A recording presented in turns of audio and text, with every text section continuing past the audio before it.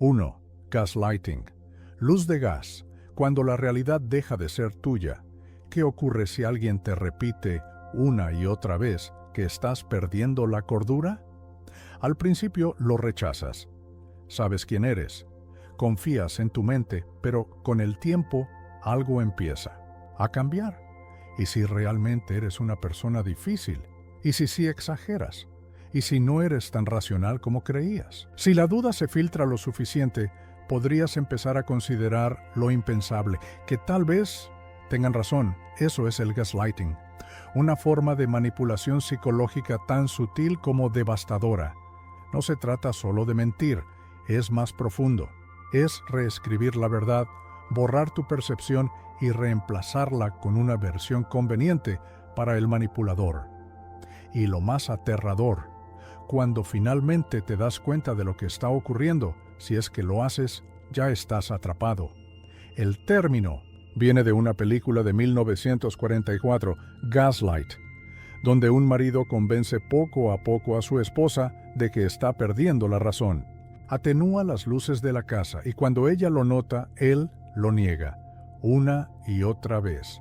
¿El objetivo? Que dude tanto de sí misma, que termine dependiendo por completo de él. Pero esto no es solo una historia de cine, es una táctica real. Ocurre en relaciones tóxicas, en sectas, en la política, incluso en el mundo corporativo, y funciona por una razón, porque desestabiliza tu realidad desde la raíz. Todo empieza de forma sutil. El manipulador niega cosas que dijo o hizo, incluso cuando hay pruebas. Jamás dije eso. Estás inventando cosas. Al principio te defiendes, pero la repetición constante erosiona tu confianza, luego atacan tu claridad mental. Siempre estás exagerando. Analizas todo demasiado. Empiezas a dudar de tu juicio, a preguntarte si tal vez tú eres el problema. Después, llega la manipulación emocional. Cualquier reacción que tengas es descalificada.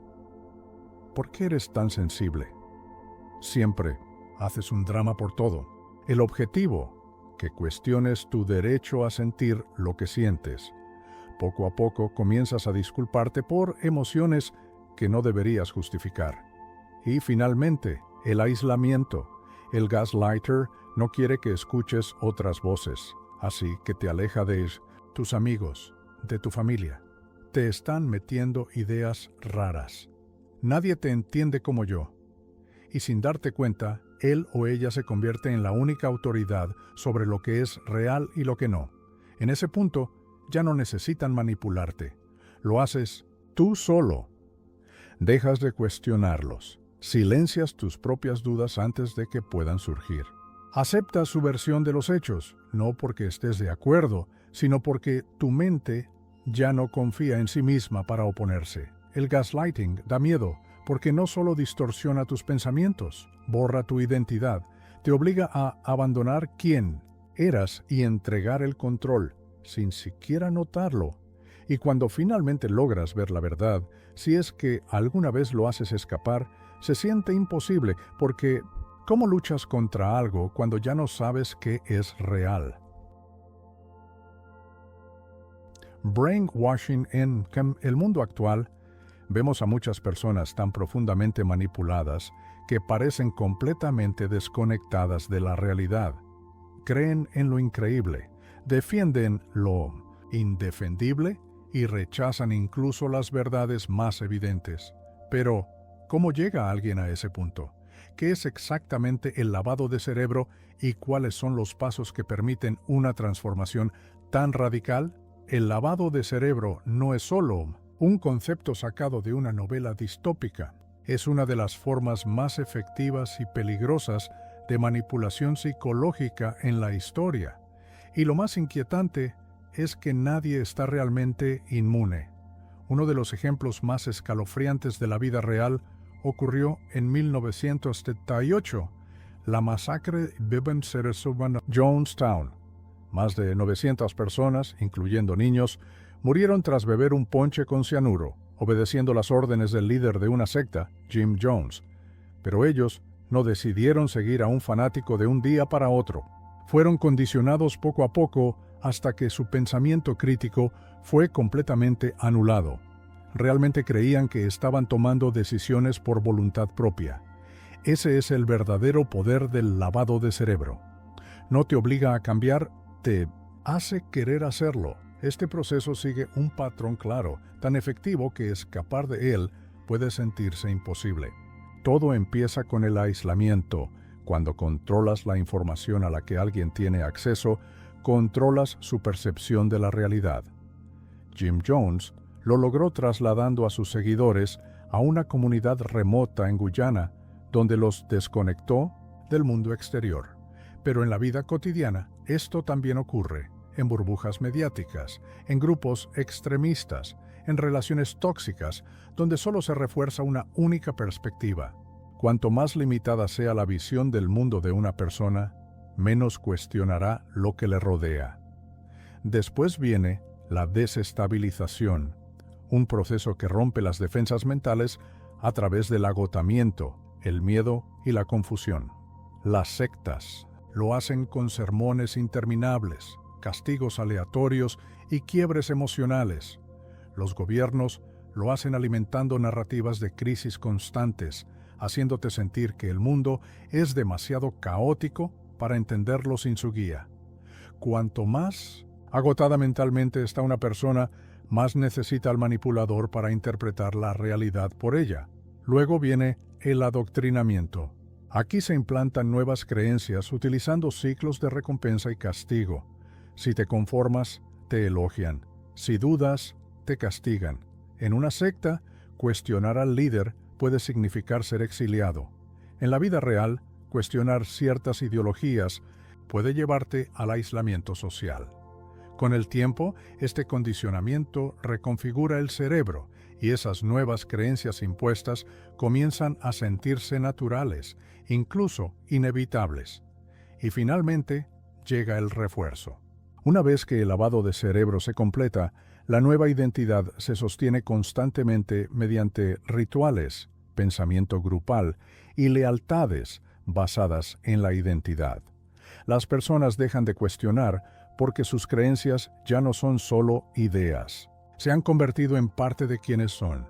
No sienten que fueron manipuladas, sienten que han despertado. Y eso es lo más aterrador. El lavado de cerebro no se siente como lavado de cerebro mientras ocurre. Se siente como si hubieras encontrado la verdad. Por eso la gente permanece en grupos abusivos, cae víctima de manipulaciones masivas o sigue ideologías extremas sin jamás detenerse a pensar. ¿Y cómo podemos protegernos? El primer paso es la conciencia. El lavado de cerebro funciona haciendo que pensar críticamente parezca innecesario o incluso peligroso. El momento en que sientes que no puedes cuestionar algo, que hacerlo está mal o te pone en riesgo, es una señal de alerta. El segundo paso es exponerte a múltiples perspectivas. Si solo escuchas una versión de la historia, estás siendo controlado, aunque no lo sepas. Y el tercero, presta atención a cómo se utilizan tus emociones. El miedo, la culpa, la ira, son herramientas que se usan para anular tu lógica. Cada vez que tus emociones son manipuladas para moldear tus creencias, detente y pregúntate, ¿quién se beneficia si yo pienso de esta manera? Porque una vez que tu mente ha sido reescrita, ni siquiera te darás cuenta de que sucedió. Love bombing al principio parece sacado de una película. La atención es embriagadora.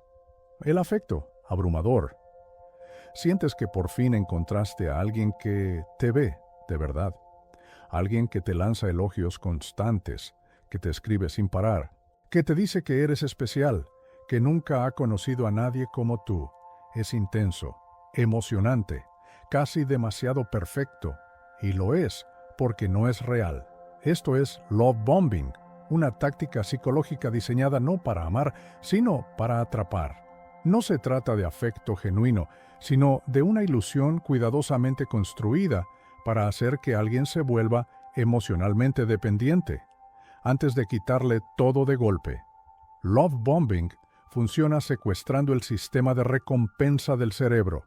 Cuando alguien te inunda con positividad extrema, tu cerebro libera dopamina, el mismo neurotransmisor que se activa en las adicciones.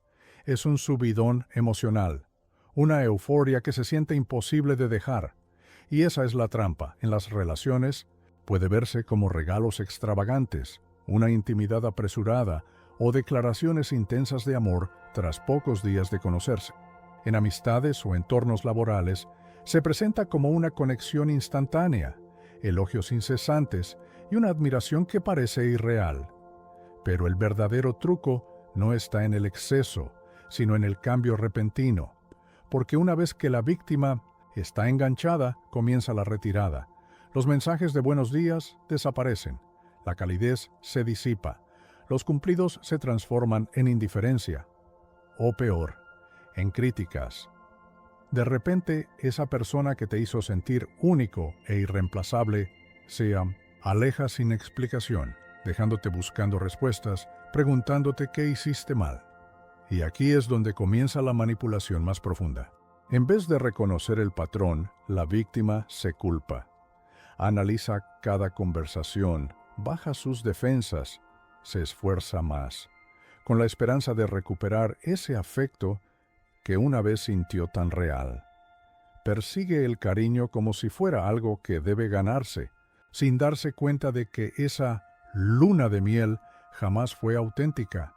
Este ciclo, afecto intenso seguido por un vacío emocional abrupto, es una trampa psicológica conocida como refuerzo intermitente, el mismo mecanismo que hace que las apuestas sean tan adictivas. La víctima nunca sabe cuándo volverá el afecto, así que sigue intentándolo, tolerando cada vez más maltrato, solo por una migaja de esa euforia inicial. Es una táctica común en relaciones con narcisistas, pero también la utilizan líderes de sectas para mantener el control sobre sus seguidores. Incluso en ambientes laborales tóxicos, los jefes pueden usarla para manipular la lealtad de los empleados. La imprevisibilidad genera una montaña rusa emocional, donde la víctima está tan enfocada en recuperar lo que perdió, que no nota cuánto poder ha cedido. Y cuando por fin logra ver el patrón, ya es demasiado tarde. Está agotada, aislada y dudando de su propio juicio, porque el love bombing no solo confunde el corazón, también entierra el instinto. Guilt tripping. El chantaje emocional es una forma de controlar a alguien sin usar la fuerza, sin amenazas, sin levantar la voz. No hace falta discutir, persuadir ni mandar. Solo basta hacer que la persona se sienta culpable. El chantaje emocional y la inducción de la vergüenza son armas psicológicas muy poderosas, capaces de convertir a las personas en marionetas sin que siquiera se den cuenta. La víctima cree que actúa por voluntad propia, cuando en realidad sus emociones están siendo manipuladas como si fueran hilos de una marioneta. Piénsalo bien. ¿Cuántas veces has hecho algo no porque quisieras, sino porque te sentiste mal? Si no lo hacías, quizás accediste a un favor aunque estabas agotado, o pediste disculpas por algo que no fue tu culpa, o te quedaste en una relación tóxica porque irte te haría sentir una mala persona. Eso es chantaje emocional en acción y es aterradoramente efectivo. El truco es simple. Primero, el manipulador planta la semilla de la culpa, retorciendo la realidad sutilmente para hacer que la víctima se sienta responsable de su sufrimiento. Un padre dice: «Después de todo lo que he hecho por ti, ¿así me tratas?». Un amigo dice: «Supongo que ya no significo nada para ti». Una pareja dice: «He sacrificado tanto por esta relación y tú solo vas a irte». Ninguna de estas frases dice directamente qué hacer. No hace falta. La culpa hace todo el trabajo. Pero la culpa sola no siempre es suficiente. Ahí es donde entra la inducción de la vergüenza. La culpa te hace sentir mal por algo que hiciste. La vergüenza te hace sentir mal por quien eres. No es «olvidaste mi cumpleaños», es «eres un amigo terrible». No es «cometiste un error en el trabajo», es ¿Eres completamente incompetente? Cuando alguien interioriza la vergüenza, deja de defenderse. No solo siente que hizo algo mal, siente que es alguien malo, y esa es la forma más extrema de control. Líderes de sectas, parejas abusivas, jefes manipuladores, todos usan esta táctica para destruir a las personas y hacerlas más fáciles de controlar.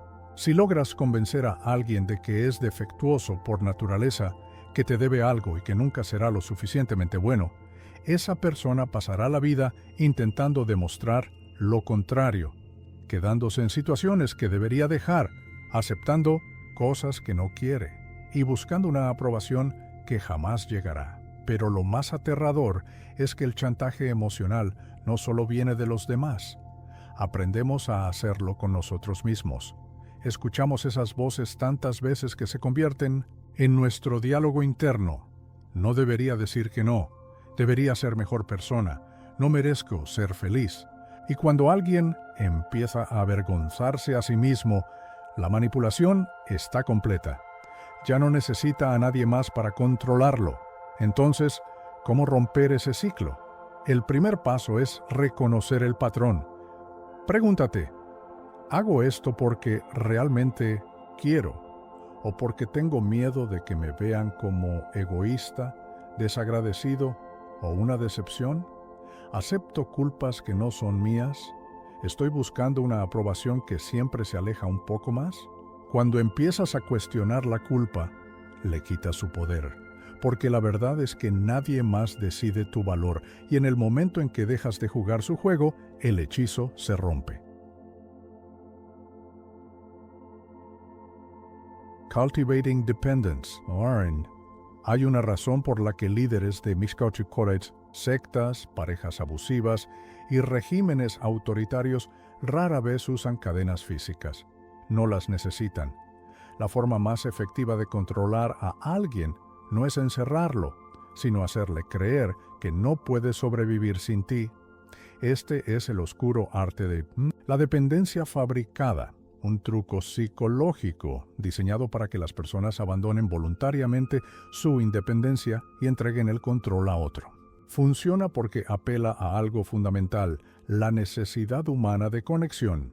Empieza quitando opciones una a una, no con fuerza, sino con manipulación sutil. Una pareja insiste en que tus amigos no te quieren realmente. Un grupo advierte que tu familia es tóxica y que tienes que cortar contacto. Un líder susurra que solo ellos conocen la verdad y que el mundo exterior es peligroso. Al principio suena como una sugerencia, pero pronto se convierte en regla, luego en creencia, hasta que un día miras alrededor y no queda nadie. Una vez que el aislamiento está completo, la dependencia toma control. El manipulador se convierte en la única fuente de validación, aprobación, seguridad e incluso las necesidades básicas. Crean problemas que solo ellos pueden resolver y retienen la amabilidad hasta asegurar la obediencia. En casos extremos, controlan finanzas, decisiones e incluso movimientos. La víctima deja de tomar decisiones por sí misma, no porque no quiera, sino porque ha sido condicionada a creer que no puede. Y aquí está lo más cruel. Parece su elección. No están encerrados, no están físicamente restringidos, pero se quedan porque su mundo ha sido tan completamente reescrito que irse se siente como saltar al vacío. Este método ha sido usado a lo largo de la historia. Las sectas separan a los miembros de amigos y familia, haciendo que el líder sea su única fuente confiable de verdad. Las parejas abusivas minan la confianza propia hasta que la víctima cree que no es nada sin ellos. Los gobiernos totalitarios censuran información, haciendo que sus ciudadanos se sientan impotentes sin el sistema que los controla. Y una vez que alguien ha sido destruido así, no necesita ser forzado a quedarse. Elige hacerlo. Incluso cuando la puerta está abierta y la fuga es posible, dudan. Porque cuando tu identidad se ha moldeado alrededor del control de otro, la libertad no se siente como libertad, se siente como una amenaza. Learned Helplessness. Hay una forma de prisión que no tiene muros, ni barrotes, ni guardias. Es más peligrosa que cualquier celda, porque una vez que estás dentro, ni siquiera intentas escapar. Se llama indefensión aprendida, y es una trampa psicológica en la que aprendes a rendirte antes siquiera de intentarlo, no porque seas débil, sino porque alguien o algo te enseñó que luchar es inútil. El concepto surgió en los años 60, cuando investigadores colocaron a unos perros en una jaula con un suelo que daba descargas eléctricas. Al principio, los perros intentaban escapar, saltaban, ladraban, buscaban una salida, pero después de varios intentos fallidos, dejaban de intentarlo. Lo más inquietante vino después. Cuando los pusieron en una jaula donde sí había una salida, los perros no se movieron. Se quedaron quietos, temblando, recibiendo las descargas, porque ya habían aprendido que no tenía sentido intentar escapar. Y aunque eso suene extremo, muchos humanos viven así. Gente que ha sido humillada tantas veces que ya no levanta la voz, que ha fallado tanto que ya no prueba cosas nuevas, que ha sido rechazada tantas veces que ni siquiera intenta conectar. No es flojera, no es apatía, no es resignación, es indefensión aprendida. Es mirar una puerta abierta y no cruzarla porque en tu mente sigue estando cerrada. Las personas que han sido criadas en entornos abusivos, controladores o inestables son especialmente vulnerables a esto. Cuando un niño crece en un lugar donde sus acciones no tienen impacto positivo, donde no importa cuánto se esfuerce, siempre termina mal, aprende a dejar de intentar. Y esa programación sigue en la adultez.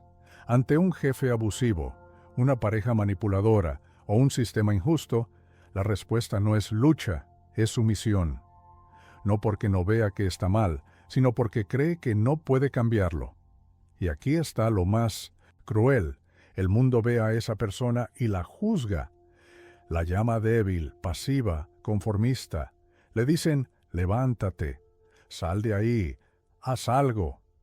Pero no ven los años de entrenamiento emocional que la llevaron a ese punto, no ven las veces que lo intentó y fue castigada por ello.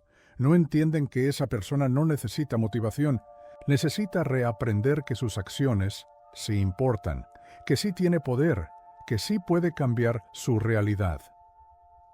Romper la indefensión aprendida es como rehabilitar un músculo atrofiado. No ocurre de un día para otro. Requiere pequeñas victorias, apoyo constante y mucha paciencia. Es enseñarle a alguien que sí puede hablar, sí puede decidir, sí puede irse, y que esta vez sí habrá una salida. Porque la jaula más peligrosa no es la que está cerrada, sino la que nos convencieron de no intentar abrir. Síndrome de Estocolmo, imagina estar atrapado. No puedes escapar. Tu vida depende completamente de alguien más. Todo en ti debería rechazarlo, deberías temerle, odiarlo, hacer lo que sea por liberarte. Pero en lugar de eso, lo empiezas a defender, incluso a confiar en él, a quererlo. Suena absurdo, ¿verdad? Pero sucede, y no es una historia rara. Se llama Síndrome de Estocolmo y no es una debilidad. Es una estrategia de supervivencia. El término nació en 1973 durante un robo a un banco en Estocolmo, Suecia. 4 rehenes estuvieron encerrados durante 6 días en una cámara acorazada junto a sus captores. La situación era tensa, aterradora. Y, sin embargo, cuando la policía finalmente los liberó, algo desconcertante ocurrió. En vez de agradecer a los agentes, los rehenes defendieron a los secuestradores. Uno incluso recaudó dinero para su defensa legal. El mundo no lo entendía. ¿Cómo es posible que alguien tome partido por quien amenazó su vida? Pero esto no es un caso aislado. Se ha visto en secuestros, cultos, relaciones abusivas, incluso en campos de prisioneros de guerra. Y la explicación es más inquietante de lo que parece. Cuando alguien se encuentra atrapado sin salida, Su cerebro deja de buscar formas de resistir. Empieza a buscar formas de adaptarse, porque resistir podría significar morir. Y entonces ocurre algo perverso. El miedo se transforma en apego, no de golpe. Todo comienza con pequeños gestos de bondad. El secuestrador permite que el rehén coma. El abusador pide perdón tras un estallido. El líder del culto promete protección contra una amenaza externa. Y poco a poco, la mente lo confunde todo. El captor deja de ser el opresor. Se convierte en salvador. Porque si alguien es al mismo tiempo la fuente de tu terror y de tu consuelo, la mente se aferra al consuelo, a lo conocido, a lo que ofrece, aunque sea una falsa sensación de seguridad. Después viene el aislamiento. La víctima se desconecta del mundo exterior. Ya no tiene con quién comparar su realidad. Solo escucha la voz de su captor, sus reglas, su lógica. Y con el tiempo, su identidad se desdibuja. Deja de cuestionar, comienza a justificar. Por eso, tantas víctimas defienden a sus agresores. Por eso hay rehenes que se niegan a escapar, incluso cuando tienen la oportunidad. No es una decisión racional, es un mecanismo de supervivencia. Y lo más peligroso es lo que viene después: la dependencia. Si la única manera de sentirse a salvo es mantener contento al captor, la resistencia desaparece. La víctima ya no lucha contra él, empieza a actuar a su favor. Y en casos extremos, incluso siente gratitud, lealtad, amor. La síndrome de Mindbestimtes, Estocolmo, es aterradora porque muestra lo frágil que puede ser la percepción humana. Nuestro cerebro, con tal de sobrevivir, es capaz de traicionarse a sí mismo, de moldear la realidad hasta que el verdugo se convierte en protector y el dolor en afecto. Y lo peor de todo es que, muchas veces, nadie se da cuenta de lo que está pasando, hasta que ya es demasiado tarde.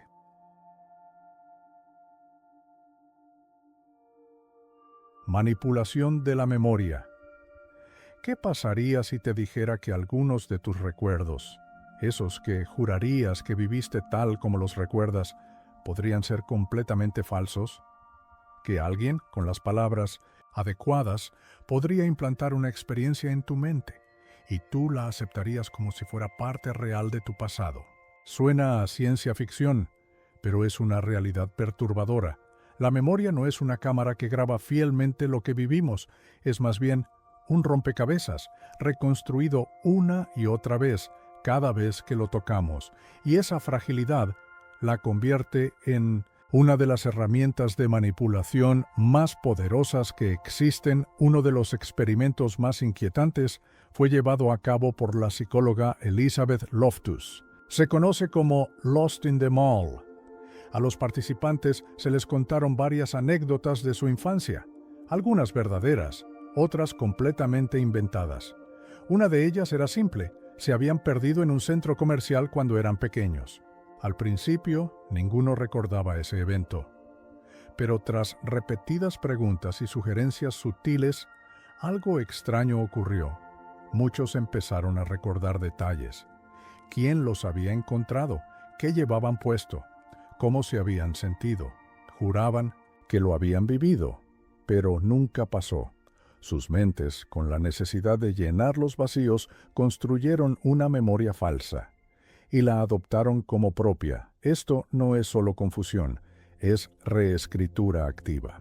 Porque cada vez que recordamos algo, no lo sacamos intacto de una caja fuerte, lo reconstruimos. Y en ese proceso, sin darnos cuenta, lo cambiamos, lo distorsionamos. Y aquí viene lo más inquietante: cuanto más recuerdas un evento, menos preciso se vuelve. Cada recuerdo es una copia de una copia.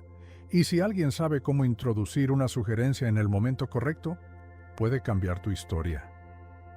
Todo comienza con una pequeña duda: ¿estás seguro de que fue así? ¿O yo lo recuerdo diferente? Tu cerebro, buscando coherencia, empieza a ajustar las piezas, a moldear el recuerdo, y, eventualmente, ese nuevo recuerdo reemplaza al original.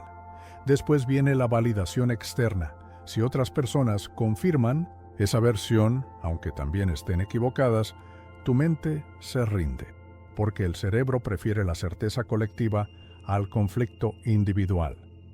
Si todos lo recuerdan así, tal vez el que está equivocado eres tú. Esto no es solo un fenómeno curioso, ha sido usado para fines oscuros. En interrogatorios policiales, personas inocentes han confesado crímenes que jamás cometieron, convencidas por presión y reconstrucciones falsas. En relaciones abusivas, los manipuladores reescriben el pasado, convenciendo a la víctima de que todo fue culpa suya.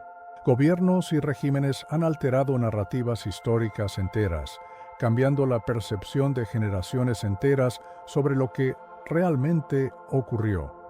Y es que la memoria no solo guarda nuestro pasado, es el pilar de nuestra identidad, moldea quiénes somos, en qué creemos, cómo entendemos el mundo. Si alguien puede reescribir lo que recuerdas, también puede reescribir quién eres. Y para cuando te des cuenta de que tu mente ha sido alterada, si es que alguna vez lo haces, ya será demasiado tarde. Miedo como arma. El miedo es la herramienta de control más antigua de la humanidad. No necesita cadenas, ni cárceles, ni látigos. Solo necesita una idea. El peligro está ahí fuera. Y tú no estás preparado. Cuando sentimos miedo, no razonamos, no cuestionamos. Solo queremos una cosa: sentirnos a salvo. Y es precisamente en ese estado de vulnerabilidad donde la manipulación se convierte en poder absoluto. La historia está llena de ejemplos. Uno de los más escalofriantes ocurrió en Maine, Salem, a finales del siglo XVII. Un pequeño pueblo fue consumido por la paranoia. La gente creía que las brujas vivían entre ellos, escondidas detrás de rostros conocidos. El miedo se volvió tan fuerte, tan incontrolable, que los vecinos comenzaron a traicionarse entre sí. Se lanzaban acusaciones sin pruebas. Algunos confesaban crímenes que nunca cometieron solo para evitar la ejecución. Otros, que insistían en su inocencia, eran sentenciados a muerte de todos modos. No fueron las brujas quienes destruyeron Salem, fue el miedo, pero no necesitas una cacería de brujas para ver este mecanismo en acción. Está por todas partes. Un jefe manipulador mantiene a sus empleados paralizados, haciéndoles temer por sus puestos de trabajo. Así nunca protestan, nunca se rebelan. Un compañero abusivo convence a su pareja de que el mundo exterior es peligroso, de que nadie más la aceptará. Así se asegura de que nunca se aleje.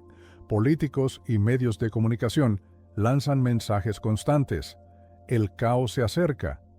Tu forma de vida está bajo ataque, y solo ellos pueden salvarte. Funciona porque el miedo secuestra el cerebro. Cuando estamos ansiosos, la amígdala, la parte del cerebro que detecta amenazas, toma el control. El pensamiento lógico se apaga, y nuestra atención se vuelve obsesiva, enfocada únicamente en evitar el peligro. En ese momento, quien te ofrece una salida, quien te promete protección, se convierte en tu refugio. Por eso, la manipulación basada en el miedo es tan efectiva. No se presenta como control, se disfraza de preocupación, de advertencia, de sabio consejo. Un comercial no solo vende un producto, vende tranquilidad. Sin esta crema, envejecerás más rápido. Sin este seguro, arruinarás tu vida. Sin este sistema, ni siquiera estarás seguro en tu propia casa. Primero siembran el miedo, luego venden la solución. Pero lo más aterrador es esto: el miedo inducido no se siente como manipulación, se siente como protección, como precaución, como sentido común. Y así, sin darte cuenta, cedes tu autonomía. Y si alguien mantiene tu miedo encendido día tras día, si constantemente te recuerda los peligros, mientras se posiciona como el único que puede salvarte, detente un momento y hazte una pregunta: ¿quién sostiene esa correa? Porque el miedo, cuando deja de ser una señal de alerta y se convierte en una cadena invisible, alguien más está sosteniendo el otro extremo. chantaje emocional, hay manipulaciones tan sutiles que no se sienten como manipulación, se sienten como amor, como cuidado, como deber. Ese es el poder del chantaje emocional. No necesitas gritar, no necesitas amenazas, solo necesitas una mirada triste, una frase con veneno escondido. Después de todo lo que he hecho por ti, si realmente me quisieras, no me harías esto. Si te vas, no sé cómo voy a sobrevivir. No son simples culpas. Son jaulas emocionales disfrazadas de afecto. El chantaje emocional es una táctica psicológica donde alguien manipula tus emociones, culpa, miedo, obligación, para obtener lo que quiere. No te obligan directamente, hacen que decir no se sienta como destruir a alguien, como romper algo sagrado, y así haces cosas que no querías hacer. Dices sí, cuando todo dentro de ti gritaba no. Este truco no es nuevo, ni siquiera exclusivo de relaciones personales. La mafia, por ejemplo, no solo controlaba con amenazas y violencia, también usaba la lealtad. El te hice un favor, ahora me debes. No devolver el gesto no era solo una falta de respeto, era una traición, y una traición en ese mundo se paga caro. Pero no hace falta una organización criminal para vivir esto. Sucede en parejas donde uno siempre amenaza con irse si no obtiene lo que quiere, en familias donde alguien controla a todos, con llanto, gritos o el eterno «después de todo lo que hice por ti», en trabajos donde un jefe hace sentir al empleado culpable por poner límites, y el patrón siempre es el mismo. Primero, hay una demanda, sutil o directa, el manipulador quiere algo. Pero en lugar de pedirlo, pone una trampa. Después viene la culpa, el miedo, la obligación. Tal vez se hacen las víctimas, tal vez explotan, tal vez te retiran el cariño. Lo que buscan es lo mismo, que te sientas mal si no cedes. Y por último, te ofrecen una salida. Haz lo que digo, y todo estará bien, y ahí estás, atrapado. No porque no puedas decir no, sino porque decir no se siente como destruir la relación. Entonces, ¿cómo se rompe este ciclo? Con una palabra, conciencia. Si poner un límite genera amenazas, culpas o castigos emocionales, no estás siendo amado, estás siendo manipulado. Y aquí viene la parte más escalofriante. Los chantajistas emocionales no buscan amor, ni justicia, ni respeto. Buscan control, y cuando notan que ya no pueden controlarte, o escalan su juego, o buscan una nueva víctima. La salida es difícil, sí, pero empieza con una decisión: dejar de jugar. Jugando con tus inseguridades, todos tenemos inseguridades. Esas voces silenciosas que aparecen cuando menos lo esperas y te susurran al oído. ¿Eres suficiente? ¿Y si no les gustas? ¿Y si fracasas? Son pequeñas dudas que viven en lo profundo y que pueden ser usadas en tu contra. Esta, Ponle, es una de las tácticas psicológicas más oscuras. Usar tus inseguridades como arma, no con violencia ni con amenazas, sino con algo mucho más sutil, hacerte dudar de ti mismo hasta que entregues el control sin darte cuenta. Y lo peor es que pasa en todas partes, en relaciones, en el trabajo, en la política y hasta en la publicidad que ves a diario. Un ejemplo brutal: el esquema Ponzi de Bernie Madoff. No solo robó miles de millones, manipuló a inversionistas inteligentes, explotando sus miedos. Temían quedar fuera, perder oportunidades, parecer menos exitosos. Él los hizo sentir especiales, parte de un círculo exclusivo. Y una vez que se sintieron elegidos, usó su ambición, su inseguridad y su deseo de pertenencia para seguir sacándoles dinero, incluso cuando las señales de alerta eran evidentes. Así funciona este truco. Primero, identifican tu miedo o deseo, más profundo. Luego, lo giran en tu contra. Un compañero sentimental te hace sentir poco atractivo para que dependas de su validación. Un jefe insinúa que eres reemplazable para que trabajes más por menos. Un amigo nunca deja que olvides tus errores del pasado para que sigas dudando de ti. El objetivo es uno solo, que seas dependiente, que necesites su aprobación, su protección, su reconocimiento. Y mientras más dependes de ellos, para sentirte valioso, más poder tienen sobre ti. ¿Y por qué funciona tan bien? Porque cuando te sientes inseguro, dejas de pensar con claridad. Tu enfoque ya no está en si lo que haces es justo, saludable o correcto.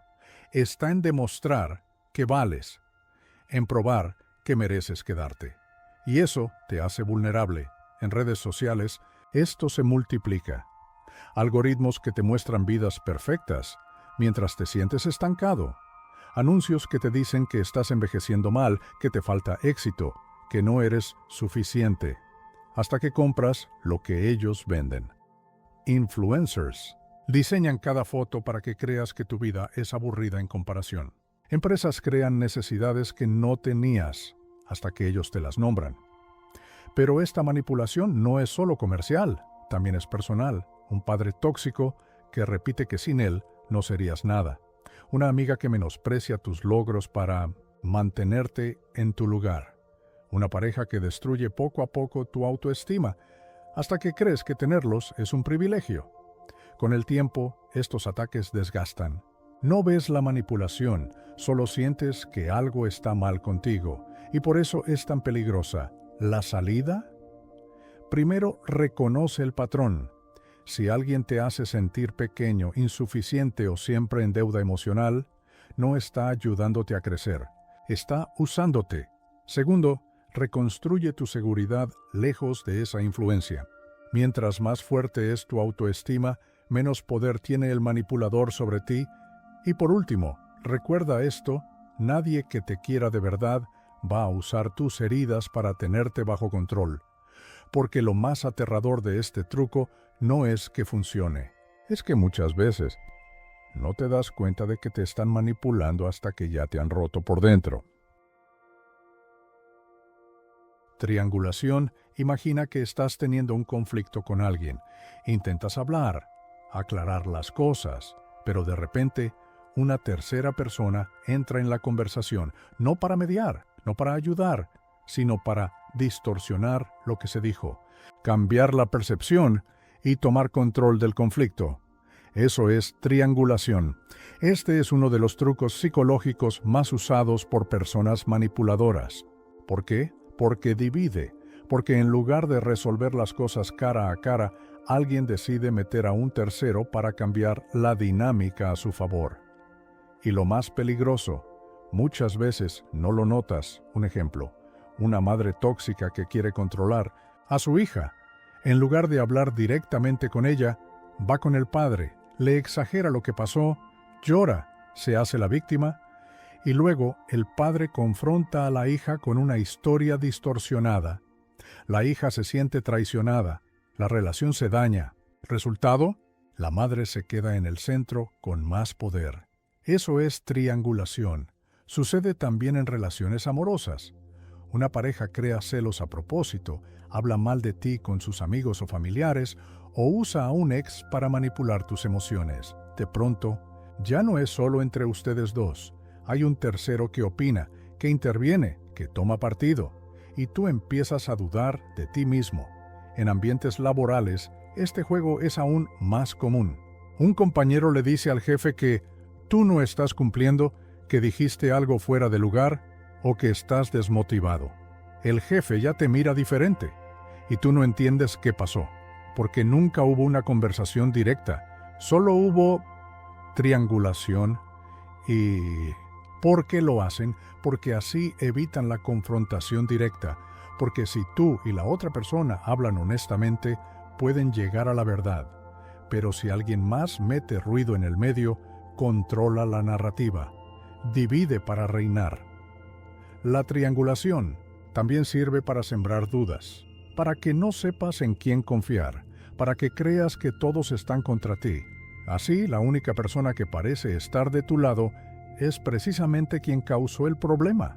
Y eso es lo más retorcido de esta técnica, que el manipulador se presenta como víctima o mediador, cuando en realidad es el saboteador. cómo lo reconoces. Si notas que alguien nunca enfrenta los problemas directamente contigo, pero todos a tu alrededor saben su versión antes que tú, cuidado. Si alguien siempre trae lo que otros dijeron, pero nunca está dispuesto a que todos hablen juntos, alerta.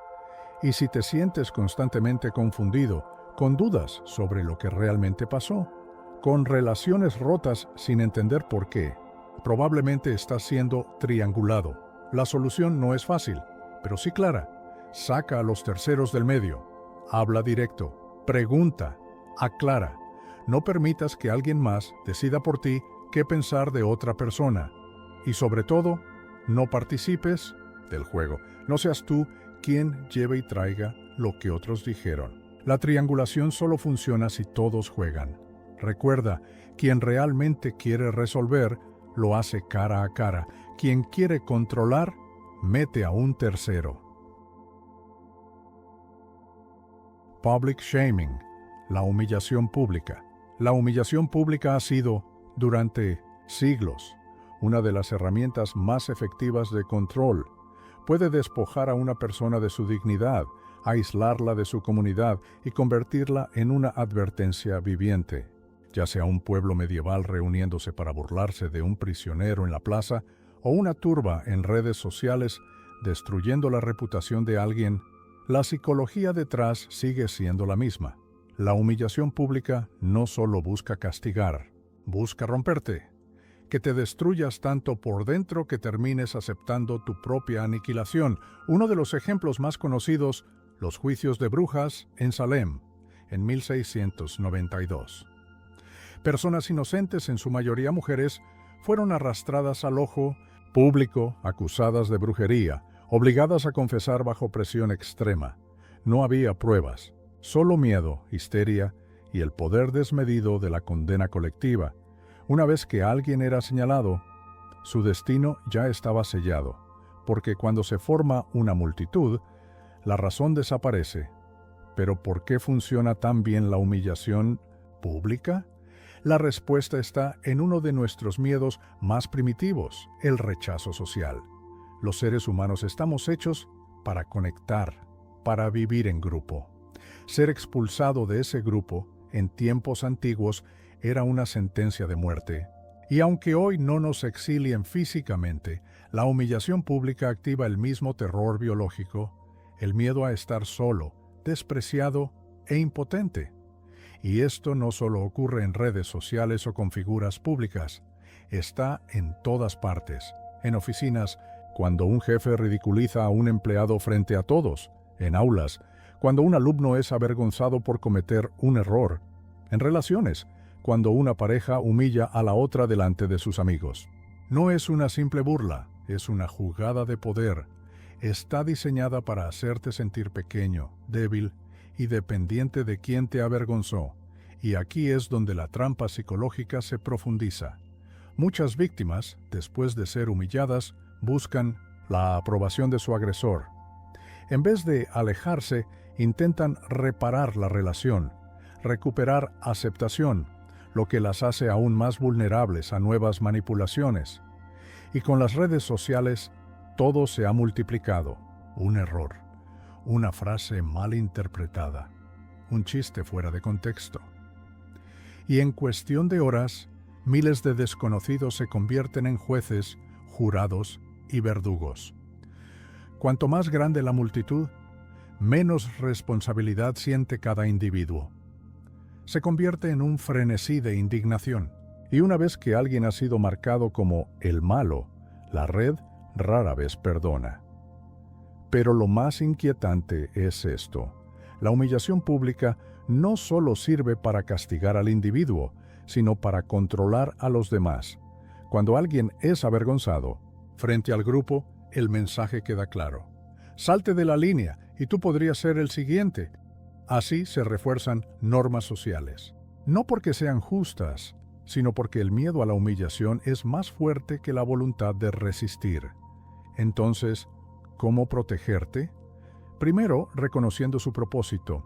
La humillación pública busca controlarte a través del miedo. Cuando entiendes eso, El poder de la vergüenza comienza a debilitarse, negarte a jugar el juego, mantenerte firme y rechazar la trampa de la culpa son los pasos más fuertes hacia la libertad, porque el verdadero truco de la humillación pública es uno solo, se sostiene sobre una única creencia, que mereces lo que te hicieron, y en el momento exacto en que dejas de creer eso, el hechizo se rompe.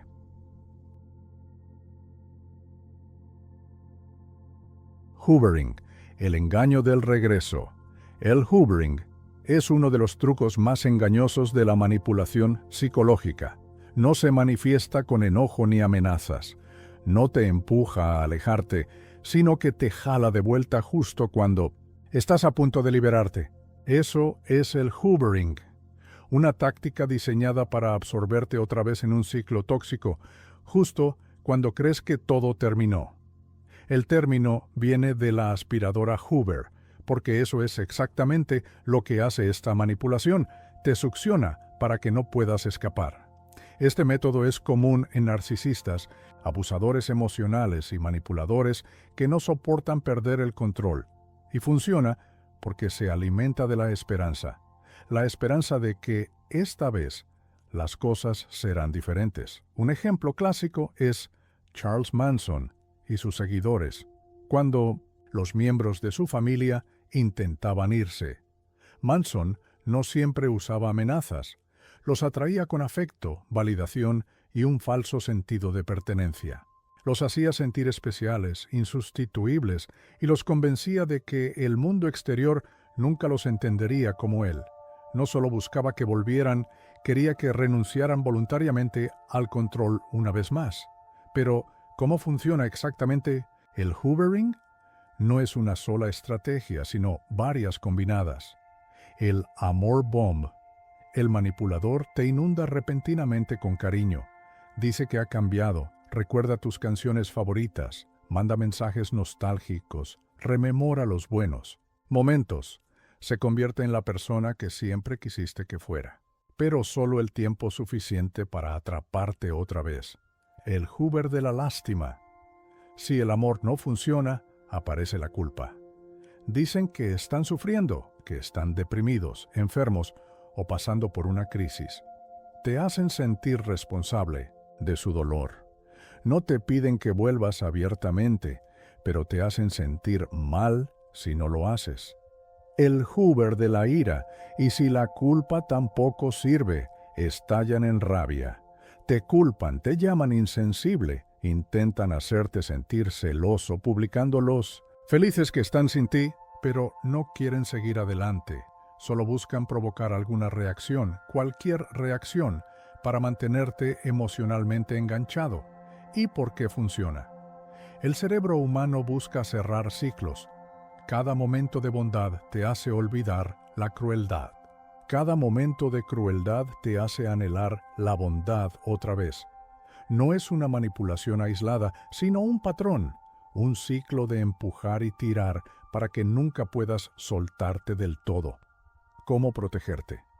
Primero, reconoce el hoovering por lo que es. No un intento genuino de reconciliación, sino una táctica para controlarte. En cuanto lo identifiques, pierde poder. Corta el contacto.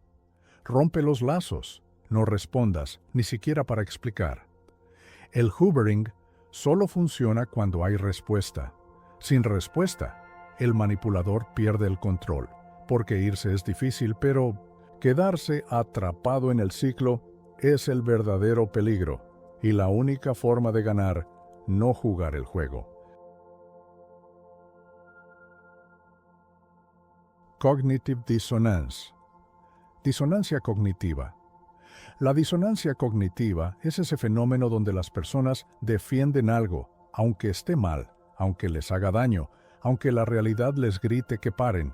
No es solo terquedad, es una trampa psicológica, un campo de batalla mental donde sin darte cuenta te fuerzas a justificar tu propio sufrimiento. La disonancia cognitiva ocurre cuando alguien sostiene dos creencias contradictorias al mismo tiempo. Esto genera una tensión insoportable en la mente, un malestar profundo que estamos programados para resolver, Imagina que eres leal a un líder, a una relación o a una ideología, y de repente te enfrentas a pruebas irrefutables de que eso es dañino, corrupto o falso. La respuesta lógica sería alejarse, pero la respuesta real, para la mayoría, es profundizar. Justifican, distorsionan la realidad para que encaje con lo que quieren creer, porque aceptar la verdad significaría admitir que han desperdiciado tiempo, energía y hasta su identidad en algo que no era real. Y eso duele demasiado. Un ejemplo extremo es el culto Heaven's Gate. Creían que ascenderían a una vida extraterrestre si seguían a su líder Marshall Applewhite. Cuando la nave nunca llegó y sus predicciones fallaron, ¿cuestionaron su fe? No. Su creencia se volvió aún más fuerte. En lugar de ver el fracaso como prueba de error, lo interpretaron como una prueba de lealtad. Y cuanto más sacrificaban, más difícil era irse. Finalmente, en 1997, esa creencia los llevó a un suicidio masivo. Pero esto no pasa solo en cultos, pasa en todas partes. La clave está en la escalada. Un manipulador empieza con algo pequeño. Aceptar una contradicción leve, una hipocresía mínima, algo que se siente mal, pero no lo suficiente para renunciar. Un jefe tóxico presiona a un empleado para cubrir una conducta poco ética solo una vez. El empleado se siente incómodo, pero justifica: necesito este trabajo. Luego vienen pedidos más grandes. Antes de darse cuenta, está atrapado en un sistema que antes condenaría. Lo mismo pasa en relaciones abusivas. Una pareja empieza con manipulaciones sutiles, pequeños momentos que distorsionan la realidad y generan dudas. Con el tiempo, la víctima tiene que racionalizar el abuso. No fue su intención. Debo haber hecho algo para merecerlo. Cada justificación la atrapa más porque admitir la verdad sería admitir que se quedó ahí. No solo individuos caen en esta trampa, también sociedades enteras. Grupos políticos e ideológicos usan esta táctica constantemente. Cuando la verdad sobre corrupción o hipocresía sale a la luz, la gente no reniega del grupo, sino que lo defiende. Encuentran formas de justificar las contradicciones porque admitir que fueron engañados duele más que seguir creyendo en una mentira.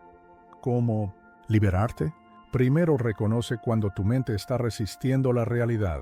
Pregúntate: ¿estoy defendiendo esto porque creo realmente o porque no quiero admitir que estaba equivocado? Segundo, distánciate emocionalmente.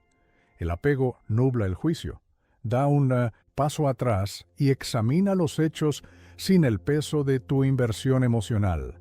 La disonancia cognitiva es parte natural de la mente humana, pero amplificada por manipuladores puede convertir a la persona más racional en prisionera de sus propios pensamientos. Lo más aterrador. Mientras más luchas por convencerte de que tienes razón, más profundo caes en la trampa. La única salida: deja de luchar y empieza a cuestionar.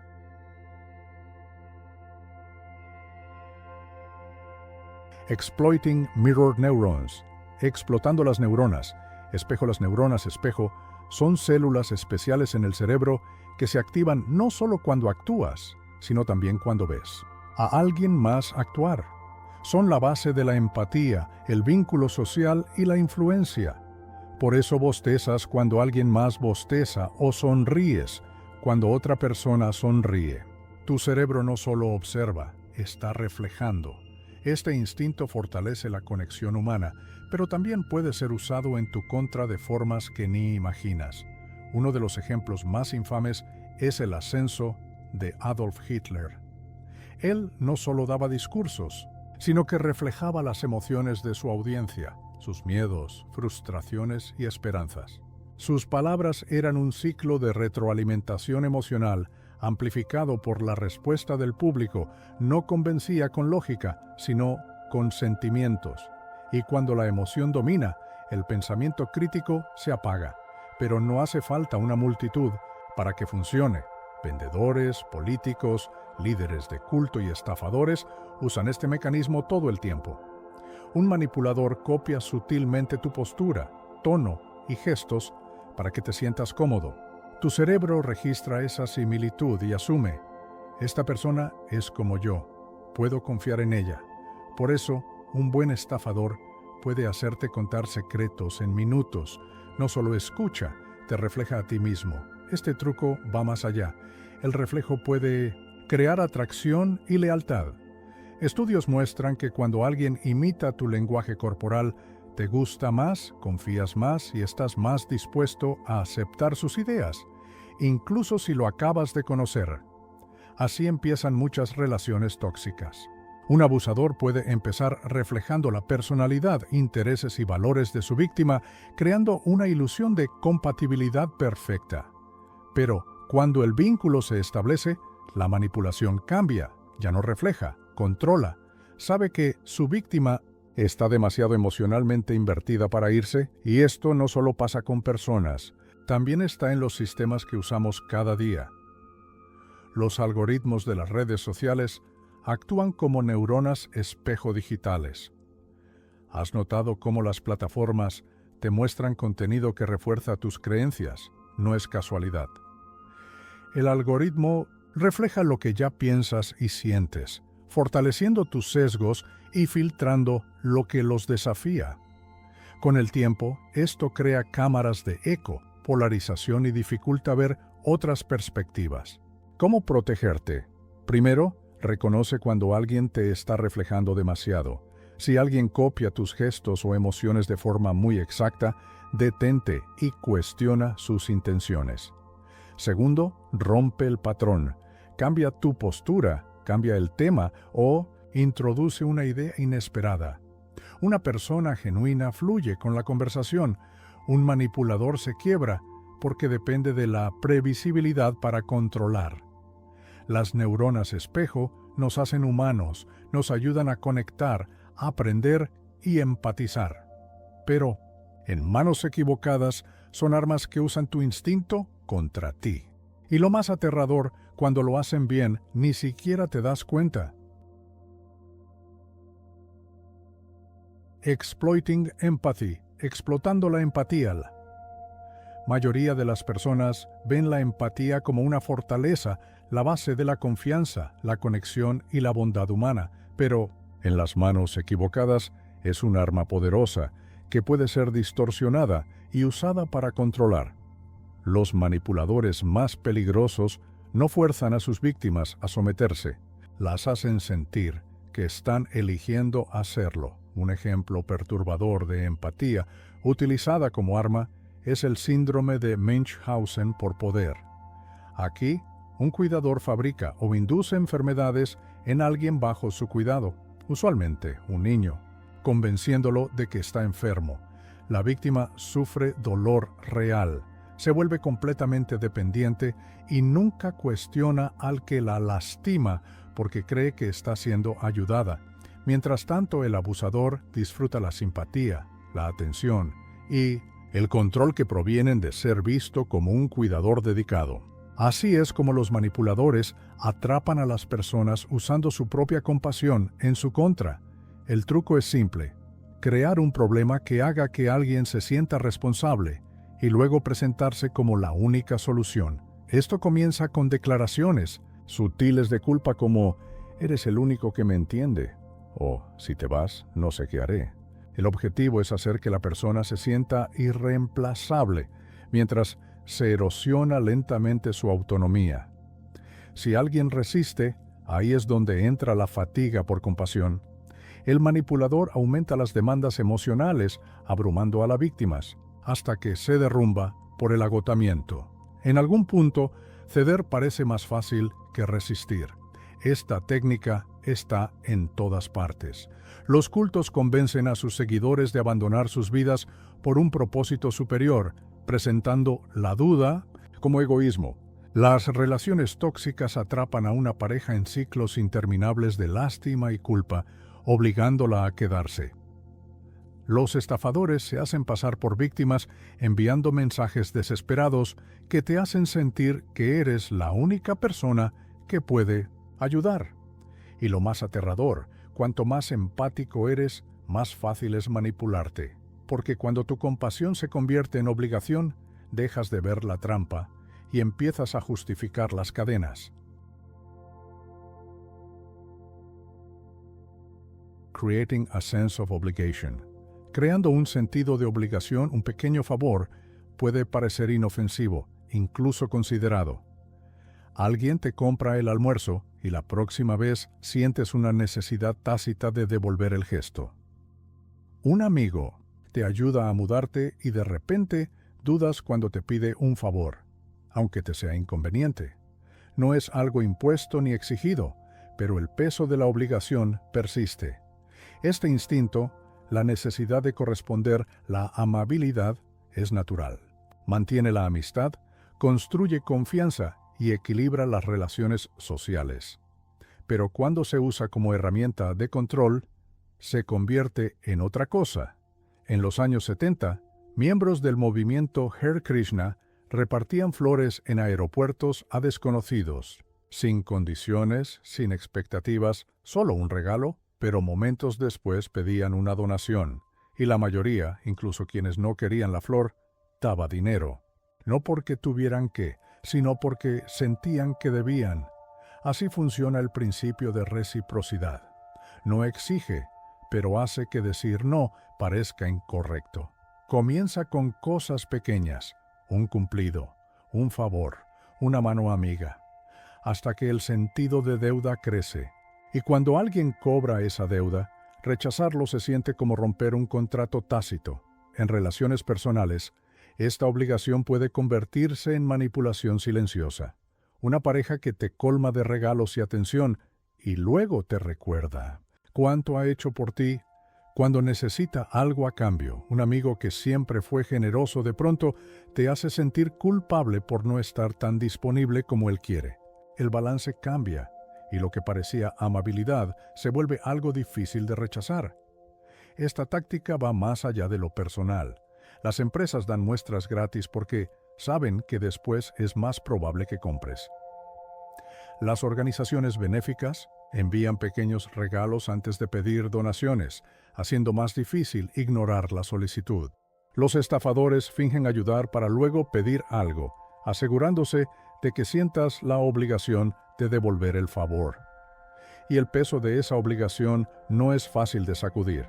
Persiste, haciendo que las personas se queden en malas situaciones, acepten cosas que normalmente no aceptarían y duden cuando deberían alejarse. Reconocer este truco es el primer paso para evitarlo. No todo favor necesita ser devuelto. No toda amabilidad viene con condiciones. Si decir no te hace sentir culpable, pregúntate, ¿esto fue realmente un regalo o una transacción disfrazada? Divide and Conquer Tactics. Tácticas de dividir y conquistar. Dos personas que antes eran inseparables, de repente comienzan a cuestionarlo todo entre ellas. La confianza construida a lo largo de años empieza a romperse, no por algo que hayan hecho, sino porque alguien más quiso que fuera así. Un rumor aquí, una verdad distorsionada allá. Pequeñas acciones calculadas para crear una grieta entre ellos. Y cuando esa grieta es lo suficientemente profunda, quien la sembró controla el juego. Esto es dividir y conquistar. Una estrategia de manipulación tan efectiva que se ha usado durante siglos para controlar grupos, desmantelar alianzas y consolidar poder. Funciona separando la unidad, asegurándose de que las personas estén tan distraídas con conflictos internos que no noten quién mueve los hilos. La historia está llena de ejemplos. El Imperio Británico usó esta táctica para dominar vastos territorios, enfrentando a grupos locales entre sí para que estuvieran ocupados peleando y no desafiando el dominio colonial. Los líderes autoritarios hacen lo mismo, avivando divisiones entre sus pueblos a través de facciones políticas, grupos sociales o indignación fabricada, para evitar que se unan contra ellos. Pero esto no es solo una estrategia a gran escala. Sucede en la vida cotidiana. Un jefe manipulador enfrenta a empleados para que ninguno confíe lo suficiente en el otro como para denunciar un trato injusto. Una pareja tóxica genera tensión entre su pareja y amigos o familia, asegurándose de ser la única influencia confiable. Los narcisistas prosperan con este truco, difundiendo sutilmente desinformación para evitar que alguien forme lazos fuertes que puedan resistir su control. La clave es el aislamiento. Cuando la gente deja de confiar entre sí, depende del manipulador, buscando validación, aprobación y dirección en quien causó la división. Entonces el control es total, y lo más aterrador, no se necesitan mentiras evidentes para que funcione. Solo una pequeña distorsión de la verdad, una pieza de contexto que falta, una exageración bien calculada. El resultado, aliados se vuelven enemigos, y quien mueve los hilos permanece intocable. Authority Bias, sesgo de autoridad. En 1961, un experimento reveló algo profundamente inquietante sobre la naturaleza humana. El psicólogo Stanley Milgram quería entender hasta dónde llegarían las personas al seguir órdenes de una figura de autoridad. Los participantes creían estar en un estudio de aprendizaje.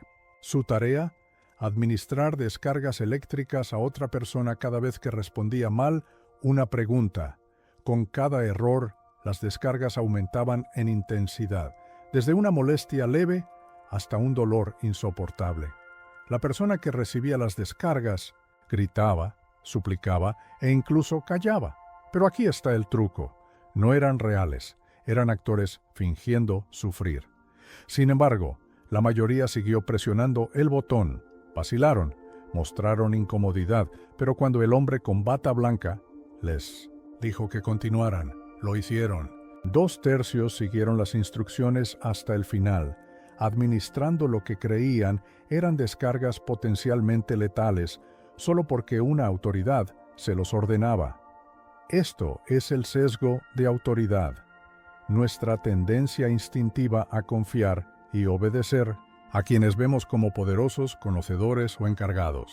Es el mismo mecanismo psicológico que nos hace seguir órdenes médicas sin cuestionar, creer en presentadores de noticias sin verificar hechos o obedecer normas laborales, aunque no tengan sentido. Pero en manos equivocadas, este instinto puede ser explotado, anulando la moral, la lógica e incluso el instinto de supervivencia. La historia está llena de ejemplos. Gobiernos corruptos usaron la obediencia ciega para justificar atrocidades. Corporaciones silenciaron denunciantes con jerarquías rígidas. Líderes de sectas exigieron lealtad absoluta, convenciendo a seguidores de entregar su libertad, su dinero y hasta sus vidas. El sesgo de autoridad funciona porque el cerebro toma atajos. En vez de cuestionar cada decisión, asume que las figuras de autoridad saben lo que hacen. Un uniforme, un título, una insignia crean la ilusión de infalibilidad. Y cuanto más confiada se muestra la autoridad, más difícil es desafiarla. Por eso los estafadores se disfrazan de policías para extorsionar. Por eso figuras médicas históricas convencieron a personas de aceptar tratamientos dañinos. Y por eso soldados en zonas de guerra ejecutaron órdenes atroces, porque negarse no parecía una opción.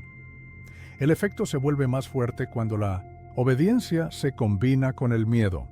Cuando la autoridad no solo manda, sino que también amenaza, resistir se vuelve casi imposible. Las personas cumplen, aunque sepan que algo está mal, porque desafiar a la autoridad parece peligroso. Lo más perturbador: ni siquiera se necesita autoridad real para explotar este sesgo. Solo la ilusión de ella. Un uniforme, una placa falsa, un tono confiado. A menudo basta para hacer que la gente obedezca sin cuestionar. Los trucos más efectivos no fuerzan la sumisión, hacen que la gente entregue el control voluntariamente. Scapegoating. Chivo expiatorio. La historia se repite no porque la gente no aprenda, sino porque la manipulación funciona. Y uno de los trucos psicológicos más antiguos y peligrosos es el chivo expiatorio: culpar a una persona o grupo por problemas que no crearon.